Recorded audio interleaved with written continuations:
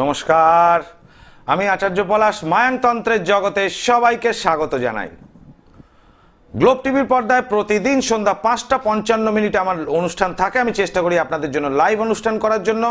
আজকের বিষয় থাকবে রাশিফল। অলরেডি আমি 3টে এপিসোডে 9টা রাশি সম্বন্ধে রাশিফল বলেছি, মাসের রাশিফল, আর বাকি 3টে আজকে বলবো আপনাদের সামনে। এই রাশিফল ধরতে হবে রাশির ওপর ভিত্তি করে যে গণনা করা হয় সেটার ওপরও রাশিফলের নির্দেশ করে। এখানে সেই জাতক বা জাতিকার রাশি হলেও গ্রহগত ডিগ্রি, বাকি 8টি গ্রহ এবং তার ডিগ্রি বা নক্ষত্রযুক্ত পজিশন এবং তার সঙ্গে সঙ্গে মহাদশা, অন্তর্দশা, প্রত্যন্তর্দশা, পানদশা, সূক্ষ্মদশা ইত্যাদি দেখা হয় না। শুধু রাশির ওপর ভিত্তি করে গণনা করা হয়। এটা জীবন চলার পক্ষে অনেকখানি শুভকর, কিন্তু বড়সড় কোনো সিদ্ধান্ত নিতে গেলে রাশিফলের আগে একজন ভালো জ্যোতিষকে দিয়ে অতি অবশ্যই বিচার করিয়ে নিতে হবে জীবনে কোনো বড় সিদ্ধান্ত নিতে গেলে। ক্ষেত্রে এই বর্তমান সময়ে রাশিফল কিন্তু বেশিরভাগ রাশির ক্ষেত্রে খারাপ ফলাদেশ নির্দেশ করেছে। অলরেডি আমি করে এসেছি। আজকে যে রাশি বলবো 3টে রাশি, সেই রাশির 3টে রাশি হলো গিয়ে আসবে কর্কট, কন্যা এবং সিংহ রাশি। প্রথমে আসি কর্কট রাশি। কর্কট রাশির এপ্রিল 2024 কিরকম যাবে? সন্তান নিয়ে উদ্বেগ বাড়বে, লক্ষ্য স্থির থাকলে উচ্চ বিদ্যা হতে পারে, বিদেশ গমনে বিপদের আশঙ্কা আছে, শরীর স্বাস্থ্য ভালো থাকবে, পিতামাতাকে নিয়ে সমস্যা থাকলে মিটে যাবে।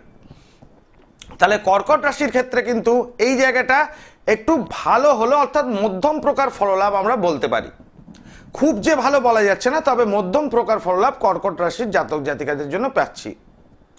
কর্কটের পর যে রাশিটা আসছে সেটা হচ্ছে সিংহ রাশি। সিংহ রাশির এপ্রিল 2024 কিরকম যাবে? শরীর স্বাস্থ্যের অবনতি ঘটবে, এমনকি দুর্ঘটনাও পড়তে পারেন। রাগ জেদ বৃদ্ধি পাবে, শত্রু বৃদ্ধি হওয়ার সম্ভাবনা, স্বামী বা স্ত্রীর বিপদের আশঙ্কা, দাম্পত্য কলহ বৃদ্ধি পাবে, নিজের ওপর আত্মবিশ্বাস কমবে। সুতরাং সিংহ রাশির ক্ষেত্রে কিন্তু এপ্রিল 2024টা একদমই খারাপ, অর্থাৎ চৈত্র মাস এবং বৈশাখ মাসের যে সময়, সেই সময়খানে কিন্তু সিংহ রাশির জন্য খুব খারাপ যাচ্ছে। আসছে এরপর সিংহ রাশির পর কন্যা রাশি। কন্যা রাশির এপ্রিল 2024 কিরকম যাবে? শরীর স্বাস্থ্যের অবনতি ঘটতে পারে, স্বামী বা স্ত্রীর রোগ বৃদ্ধি সহ শত্রু বৃদ্ধি হওয়ার সম্ভাবনা, দাম্পত্য কলহ সৃষ্টি হবে, বিবাহ স্থির না করাই ভালো, নিজের ওপর আত্মবিশ্বাস কমতে পারে, এর মধ্যে হঠাৎ প্রাপ্তি হতে পারে। সুতরাং এক্ষেত্রেও দেখা গেল কন্যা রাশির ক্ষেত্রে মধ্যম প্রকার ফললাভ। এই যে তারাপীঠ মহাশ্মশানে প্রতি অমাবস্যার ন্যায় এই অমাবস্যাতে, অর্থাৎ চৈত্রী অমাবস্যায় 8ই এপ্রিল সোমবার যুক্ত মহানিশায় তারাপীঠ মহাশ্মশানে আমার মহাযজ্ঞ থাকবে। তার আগে যে সমস্ত চেম্বারগুলো আপনারা পেয়ে যাবেন, আমাকে পেয়ে যাবেন শনিবার এবং রবিবার দিন শ্যামবাজার চেম্বার, শনি ও রবি শ্যামবাজার চেম্বার। একদিন মাত্র, অর্থাৎ অমাবস্যার আগে একদিন মাত্র যে সমস্ত চেম্বারগুলোতে আমাকে পাবেন, 1 এপ্রিল সোমবার গড়িয়াহাটে পাবেন, 2 এপ্রিল মঙ্গলবার দিন পাবেন মেচেদাতে, 3 এপ্রিল বুধবার দিন পাবেন ব্যারাকপুরে, 4 এপ্রিল বৃহস্পতিবার পাবেন হাওড়া ময়দান, 5 এপ্রিল শুক্রবার পাবেন শেওড়াপল্লী, 6 এপ্রিল শনিবার দিন পাবেন শ্যামবাজার এবং 7 এপ্রিল বর্ধমানে পাবেন রবিবার, আর 8 এপ্রিল সোমবার দিন পাবেন তারাপীঠ চেম্বার থাকবে। আর সেই নিশায়, সেই অমাবস্যার নিশায় তারাপীঠে মহাযজ্ঞ। সবতন্ত্র বারবার, মায়ানতন্ত্র একবার, করতে গ্রহের প্রতিকার, আচার্য পলাশের মেটাল ট্যাবলেটে জুড়ি মেলা ভার। কি এই মেটাল ট্যাবলেট? এই ট্যাবলেট খেতে হয় না, পড়তে হয়, অর্থাৎ পরিধান করতে হয়। ভোজ্যপত্র সহ 64 রকম গাছগাছড়া দিয়ে তৈরি হয়। যে কোনো সমস্যা থেকে সমাধান 100% হবে এই মেটাল ট্যাবলেট দ্বারা, হতেই হবে। সে রোগ ব্যাধির কাজ হোক, অর্থাৎ শ্বাসকষ্ট হচ্ছে এরকম কোনো সমস্যা হোক, গা হাত পা কাঁপা, নার্ভের সমস্যা থাকুক, কিচ্ছু খাওয়ানোর দরকার নেই, শুধু এটা পড়লেই হবে। কারণ এমন কিছু শিকড় বাকড় আছে যেগুলো দিয়ে তৈরি হয় এগুলো। 64 রকম গাছগাছড়ার মধ্যে যদি গা হাত পায়ে ব্যথা বেদনা থাকে, শরীর স্বাস্থ্যের শ্বাসকষ্ট হয়, লিভারের সমস্যা থাকে, পটির সমস্যা থাকে, নার্ভের সমস্যা থাকে, এই সমস্যাগুলো মিটে যাবে শুধু পরিধান করার সঙ্গে সঙ্গে। এই যে অশুভ মাস, অর্থাৎ চৈত্র মাস অশুভ মাস, এই অশুভ মাসের ক্রিয়া অশুভ ক্রিয়ার জন্য প্রশস্ত। এই যে তারাপীঠ মহাশ্মশানে আমার যজ্ঞ হয়, আর এই যে থালার ওপর দেখতে পাচ্ছেন এগুলো সাকল্য। বশীকরণে দেখুন হাত রাখা হচ্ছে, এখানে বশীকরণের সাকল্য এক প্রকার, পাশে হলুদ মেশানো এক প্রকার সাকল্য রয়েছে গ্রহদোষ খণ্ডন এবং স্তম্ভন ক্রিয়ার জন্য এক প্রকার সাকল্য। তার পাশে আরেক প্রকার সাকল্য রয়েছে, সেটা রয়েছে শত্রু দমন, অর্থাৎ শত্রুকে নাশ করা, তাকে বান মারার সাকল্য। সব সাকল্যগুলো স্ক্রিনে দেখা যাচ্ছে না। উচ্চাটন ক্রিয়ার সাকল্য এক প্রকার হয়। গ্রহ দোষের মধ্যে গুরুচণ্ডাল দোষ খণ্ডন করার সাকল্য এক প্রকার, আবার বীজ যোগ খণ্ডন করার জন্য এক প্রকার সাকল্য, আবার মাঙ্গলিক দোষ খণ্ডন করার জন্য আরেক প্রকার সাকল্য। বলি দিয়ে কাজ করতে হয়, অর্থাৎ সবজি বলি দিয়ে। এই যে ধারণ ছাড়া প্রতিকার বলি, এই ধারণ ছাড়া প্রতিকার হচ্ছে যে ব্যক্তির ফটো, কোনো ব্যক্তি ধরুন আপনার সন্তান, কারুকে ধারণ করানো যাবে না, তাহলে সেই ব্যক্তির ফটো নিয়ে আসতে হবে, যাকে প্রতিকার করতে হবে, কিন্তু কিছু পড়ানো যাবে না। সেই ফটো দিয়ে যদি যজ্ঞেতে ক্রিয়া করি, এই যে দেখতে পাচ্ছেন চারিদিকে সাকল্য রয়েছে, তবে গিয়ে তার এই ক্রিয়াটা হবে ধারণ ছাড়া প্রতিকার, নচেত নয়। যজ্ঞ ছাড়া কোনো ধারণ ছাড়া প্রতিকার হয় না, কারণ সেই ব্যক্তিকে কিছু পরিধান করানো যাচ্ছে না, তাহলে কিভাবে হবে? এই যে অদৃশ্য শক্তি, দশম বিদ্যার দেবী মহামায়াকে আহ্বান করতে হয়, এই অদৃশ্য শক্তিকে আহ্বান করে সেই ক্রিয়া এই যজ্ঞেতে করতে হয়, এবং বলি দিয়ে তার শরীর থেকে অশুভ আত্মাটাকে বার করে নিতে হয়, নিয়ে পজিটিভ এনার্জি তার শরীরে বৃদ্ধি করতে হয়, তবেই গিয়ে তার ভাগ্য পরিবর্তন হবে। মনে রাখবেন, একজন ভালো জ্যোতিষ পারে চলার পথে রাস্তা বাতলে দিতে, অর্থাৎ বলে দিতে, যে পথ দিয়ে আপনি হাঁটবেন। আর একজন সাধক তান্ত্রিক পারেন ভাগ্য পরিবর্তন করতে। এই যে মন্ত্র জপ করে এই যে যজ্ঞেতে ক্রিয়া হয়, এই জপের ফল থাকে 8 আনা, আর দ্রব্যগুণ দিয়ে যে হাত যশ, অর্থাৎ এই হাত দিয়ে কাজ করা হয়, এর ফল থাকে 8 আনা। এই দুয়ে 8 আনা 8 আনা মিলে তবেই 16 আনা কাজ হয়। আমার রাশিফল ছাড়াও আমি ভারতবর্ষের সাধকদের সম্বন্ধে আপনাদের টিভি অনুষ্ঠানে বলছিলাম। গুরু বামদেব এবং তৈলঙ্গ স্বামী মহাপুরুষ সম্বন্ধে আপনাদেরকে বলেছি, যে এপিসোডটা গ্লোব টিভির পর্দায় কন্টিনিউ চলছিল তৈলঙ্গ স্বামী নিয়ে। রাশিফলের জন্য এটা ব্রেকআপ করতে হলো, আর কটা প্রোগ্রাম হয়তো করতে পারবো গ্লোব টিভিতে, তারপরেই সরাসরি আমার তারাপীঠ থাকবে, তারাপীঠ থেকে ফিরে এসে আবার তৈলঙ্গ স্বামী বাণী আপনাদের কাছে প্রচার করব। প্রতিদিন সন্ধ্যা 5টা 55 মিনিটে গ্লোব টিভিতে আমার প্রোগ্রাম হয়। সাধক রামপ্রসাদ এবং দিদি নাম্বার 1 শেষ হওয়ার পরই গ্লোব টিভি ঘোরাবেন, এবং সঙ্গে সঙ্গে আমার অনুষ্ঠান থাকবে। আমি চেষ্টা করি আপনাদের জন্য লাইভ অনুষ্ঠানে অ্যাটেন্ড করার জন্য যতখানি সময় পাই। সমস্যা যতখানি বড় হোক না কেন, কেউ যদি আপনার উপর কালা জাদু দ্বারা ক্ষতি করে থাকে, কেউ যদি আপনার উপর আদিবাসী তন্ত্র দ্বারা ক্ষতি করে থাকে, কেউ যদি আপনার উপর পিশাচ তন্ত্র দ্বারা ক্ষতি করে থাকে, কেউ যদি আপনার উপর জিন চালনা করে থাকে, কেউ যদি আপনার উপর মুসলিম তন্ত্র দ্বারা ক্ষতি করে থাকে, 100% সব তন্ত্রের বাবা হচ্ছে মায়াং তন্ত্র। এই মায়াং তন্ত্র দ্বারা যে কোনো সমস্যার সমাধান হতেই হবে, 100% হবে, না বলে কিছু হয় না।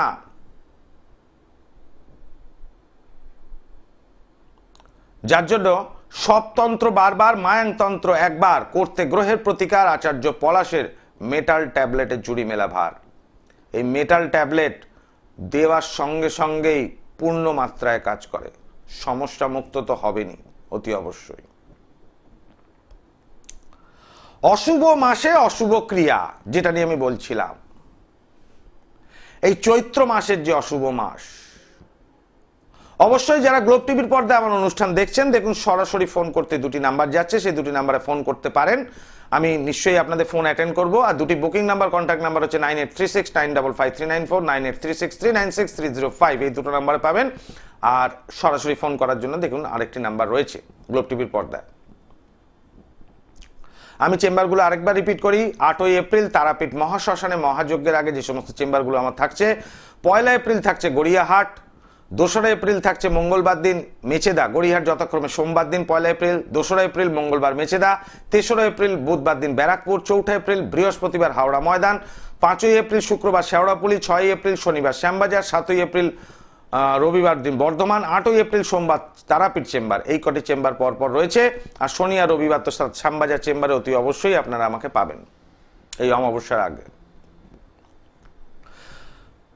এই যে ভারতবর্ষের সাধকদের এবং বাণী যে তুলে ধরছি আপনাদের সামনে, তাহলে নিজের মধ্যেও কিছু সাধনা থাকতে হবে। আমার কাছে মানুষের সমস্যার সমাধান করার উদ্দেশ্য হচ্ছে মুখ্য। প্রতি ব্যক্তিরই অর্থের প্রয়োজন, এই অর্থ উপার্জনটা গৌণ। আমি ওর জন্য সমস্যা মুক্ত আগে করি, আগে আপনাকে কাজের রেজাল্ট দেব, আপনার যা সমস্যা সেই সমস্যা মুক্ত করব, তারপর মূল্য নেব অতি অবশ্যই। যাই সমস্যা নিয়ে আপনি আসুন না কেন, সেই সমস্যা সম্ভবপরের সমস্যার মধ্যে যদি হয় চাওয়া পাওয়াটা, অতি অবশ্যই আপনাদেরকে সেই সমস্যার সমাধান আগে করে দেব, তারপর মূল্য নেব। আমার এই নীতিতে বহু ব্যক্তি আছেন কাজ হয়ে যাওয়ার পর আর যোগাযোগ করেননি, পরে বিপদে পড়ে অন্য নাম্বার থেকে ফোন করে যোগাযোগ করে আসছে।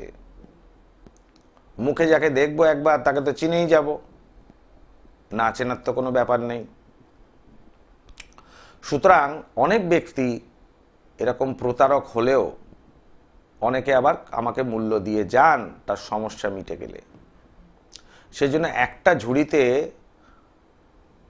যদি 100টা আলু থাকে, তার মধ্যে 10টা আলু থেকে 20টা আলু পচা বেরোতে পারে, সেই পচা আলুকে ঝুড়ি থেকে বার করে দিই, বাকিগুলো থাকে। অর্থাৎ আমার কোনো ভয় নেই, আমার লোক ঠকানোর দরকার হয় না। আমি যেটা টিভি অনুষ্ঠানে বলি সেটাই চেম্বারে করি, এবং যারা এসছেন আমার কাছে চেম্বারে প্রত্যেকে জানেন, প্রত্যেকটা ব্যক্তি জানেন যে তারা উপকার পান আমার কাছে এসে। এবং আমি যেটা টিভিতে বলি সেটাই চেম্বারে করি, আগে সমস্যার সমাধান করি। অতি অবশ্যই জ্যোতিষটা আমার পেশা, আমার ফিস নিই আমি তার জন্য। কিন্তু আমি কোনো সেলার নই, মানে ব্যবসায়ী নই যে আপনাকে চেম্বারে বসে বসে রত্ন বিক্রি করব, এ কাজ আমার নয়। অনেক জ্যোতিষী করেন, বেশিরভাগ জ্যোতিষী করেন, পাথর বিক্রি করেন চেম্বারে বসে, আমি কিন্তু করি না। যদি প্রয়োজন থাকে আমার কাছে এসে অনেকে বলেন যে আমার কাছে জন্ম তারিখ নেই, আপনি দেখে বলে দিন কোন পাথর লাগবে, আমি দেখে বলে দিলাম। কারণ একজন প্রফেশনাল ম্যান, একজন ডাক্তারকে যখন তারা প্রেসক্রিপশন দেন, তাই ওষুধ ডাক্তারবাবু নিজে দেন না, আপনাকে কিনে নিতে হয়। এক্ষেত্রেও তাই, যদি আপনার রত্নের ইচ্ছা প্রয়োজন থাকে আমি নিশ্চয়ই লিখে দিই, এর জন্য আপনাকে সেটা বাইরে থেকে নিয়ে নিতে হবে। আমি কোনো সেলার নই, আমি কোনো রত্ন বিক্রি করি না, যার জন্য সমাধানটা আমার কাছে আগে, আপনার সমস্যাটা আমার কাছে আগে। যখন ভারতবর্ষের সাধক এবং তাদের বাণী আপনাদেরকে গ্লোব টিভির পর্দায় তুলে ধরছি, যাতে আপনারা জানতে পারেন, জানুন ভারতবর্ষের সাধকদের, তো সেইটা জানার আপনাদেরকে যখন তুলে ধরছি তখন নিজের মধ্যেও কিছু সাধনা থাকতে হবে। যদি 1%ও সাধনা থাকে, সেই সাধনার দ্বারা আমি যেটা বলি সেটাই করি। আমার কাছে এরকম এরকম ক্লায়েন্ট আসেন যে একাধিক জায়গায় গিয়েছে, প্রতারিত, শত্রু বাড়িতে এমন কাজ করছে টিকতে পারছে না, শরিকি শত্রু। ভেরি গুড, আমি নাম বলবো না, বিভিন্ন টিভিতে বসেন, কাগজে দেন এবং গ্লোব টিভিতেও বসেন। প্রথমে বলেন এই কাজের জন্য 2000 খরচ, ও হয়নি তাহলে একটু বেশি কাজ করতে হবে, এর জন্য 5000 খরচা, ও হয়নি এর জন্য আরেকটু বেশি খরচা। আমার কাছে এসে রিপোর্ট করেন, আলটিমেট সমস্যা মুক্ত হন না, অর্থ ব্যয় হয়ে যায়। যার জন্য আমি সমস্ত মানুষকে আগে সমস্যা মুক্ত করব, এটাই আমার জীবনের উদ্দেশ্য নিয়েছি, এবং ভারতবর্ষের মনি ঋষিদের বাণী আপনাদের কাছে প্রচার করব। আমি দেখি আজকে লাকি কলার কে আছেন। জয় মাতারা। বলুন। পম্পা সিংহ, মুর্শিদাবাদ রঘুনাথগঞ্জ থেকে, তাই তো? জন্ম তারিখ বলো পম্পা। হ্যাঁ 2009 আমার ছেলের সম্পর্কে দেখো 2009 আগস্টের 6 তারিখ। আরে ছেলের নাম 2009? না ছেলের নাম সৌনক সিংহ। সৌনক সিংহ। এর আগে তোমার সাথে কথা বলেছিলাম না? না না স্যার আমার সাথে কথা বলেননি। আচ্ছা ঠিক আছে, সৌনকের সাথে তাহলে বলো, সৌনকের জন্ম তারিখ হচ্ছে, ডেটটাকে বলো মা, তারিখটা। হ্যাঁ ডেটটা হচ্ছে আগস্টের 6 তারিখ। 6ই আগস্ট হ্যাঁ 2009। 2009। টাইমটা বলো মা। হ্যাঁ আর টাইমটা হচ্ছে 8:30 মানে 8:20 থেকে মানে 8:30টার মধ্যে আর কি, বৃহস্পতিবার ছিল সেই দিন। রাত্রি না দুপুর, এই সকাল 8:30? না না সকালবেলায়। 8:30টাই ধরছি, হ্যাঁ 8:30। জন্মস্থান কি মুর্শিদাবাদ? হ্যাঁ হ্যাঁ মুর্শিদাবাদ। কি বার? বৃহস্পতিবার বললে তো? হ্যাঁ বৃহস্পতিবার। হ্যাঁ বৃহস্পতিবার। এখানে মকর রাশি এবং কন্যা লগ্ন ছেলের, জানো? ও আচ্ছা না জানি না। আজকে প্রথম জানলে? আমি এর আগে কোনোদিন তো যাইনি স্যার। আচ্ছা তা যাও না, এবার টিভিতে লাইভ অনুষ্ঠান কি আজকে আমার প্রথম দেখছো না আগে দেখেছো? না এর আগে দেখেছি, দেখে খুব ভালো লেগেছে বলে আমি আপনাকে ফোনটা করছি। আচ্ছা, আর কোনো জ্যোতিষীকে কোনোদিন ফোন করে রাশি জানতে ইচ্ছা হয়নি ছেলের? না অত গুরুত্ব দাওনি? আমি সত্যি কথা বলছি স্যার, মিথ্যে বলবো না, আমি প্রোগ্রাম দেখি কিন্তু আপনারটা খুবই ভালো লেগেছে বলে আপনাকে ফোন করেছি আমি। আচ্ছা মকর রাশি, ঠিক আছে। এবার মা আমাকে প্রশ্ন করো, কি প্রশ্ন তোমার? ছেলের একটু পড়াশোনাটার ব্যাপারে জানতে চাই। আচ্ছা 2009-তে জন্ম যদি হয়, এখন তাহলে বর্তমানে ওর বয়স যাচ্ছে 24, যদি হয় 15 বছর বয়স, তাই তো? হ্যাঁ মাধ্যমিক কি দেবে তো সামনের বার নাকি? মাধ্যমিক এবার 9-এ উঠলো, হ্যাঁ সামনের বার মাধ্যমিক দেবে। এখন 9-এ উঠলো, মানে 9-এ পড়ছে? হ্যাঁ 9-এ পড়ছে। তাহলে দেরি আছে, 9-এ পড়বে, 10-এ পড়বে, তারপর মাধ্যমিক হবে, 2 বছর দেরি আছে। এখন তোমার প্রশ্ন কি পড়াশুনো নিয়ে?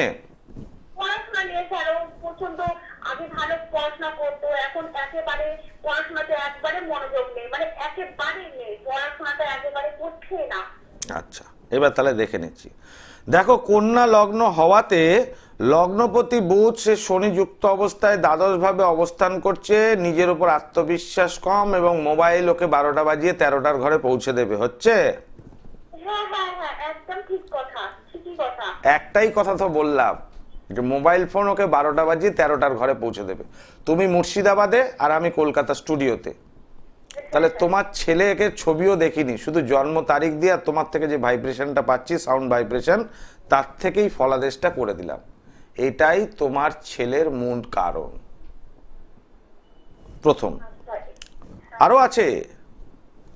এইবার তোমার ছেলের হরস্কোপ অনুযায়ী গ্রহণ দোষ আছে 2 প্রকার। সেই গ্রহণ দোষটা ইনকাম এবং পড়াশোনার জায়গায় এফেক্ট করছে। ইনকাম এবং পড়াশুনো, অর্থাৎ ছেলের যে হরস্কোপ তোমার ছেলের, সেই ছেলের হরস্কোপ অনুযায়ী যদি বিচার্য করা যায়, এখানে গ্রহণ দোষটা দাঁড়াবে ওর উচ্চবিদ্যা যত উপরে উঠবে তত ডিটোরিয়েট করবে কোয়ালিটি। মানে যত উপরের ক্লাসে উঠবে আস্তে আস্তে ওর মেধাটা কমতে শুরু করবে। তার কারণ আছে, এখানে বৃহস্পতির অবস্থান রাহু যুক্ত অবস্থায়, ফলে এখানে একটা গুরুচণ্ডাল দোষের সৃষ্টি করলো। সরি, চতুর্থপতি এবং চন্দ্র রাহু যুক্ত হওয়াতে মায়ের সঙ্গে মাঝে মধ্যে খটাখটি তো লাগে, লাগে না? আবার ঠিক হয়েও যায়, তাই তো?